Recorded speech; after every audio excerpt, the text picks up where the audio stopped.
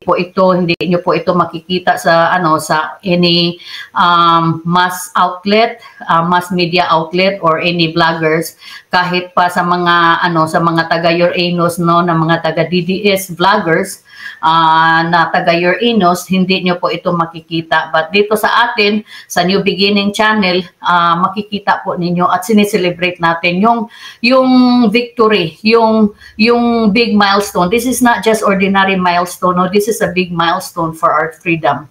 Diyan sa Pilipinas, tayong mga Pilipino na humahanap ng freedom, humahanap ng pagbabago. This is just a big milestone.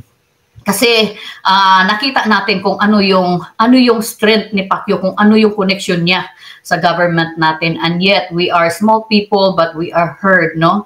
We are being heard. Kaya gusto ko na i-share din itong maliit na celebration ng ating mga men and women in uniforms diyan sa Pilipinas. So, sandali guys ha. Share ko ito para lahat tayo mag-celebrate with them. May beer dyan. Okay? Beer sa tiyan na, beer sa tiyan. Mga heroes. Oy, maraming salamat. Nandun sa building. Sir, Salmananta, sir. Oy!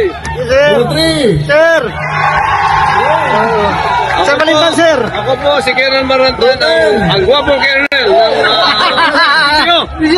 Sir Malintan, sir. Siyempre, natin. I love that man. So guys, napakasaya po ng ating puso to see them celebrated kasi imagine 2 weeks nilang 2 weeks nilang operation na hindi na po natutulog yung ating mga PNP. Ilang oras lang yung tulog nila kasi relievo sila eh. Buti sana kung merong 1,000 tapos uli 1,000. Hindi.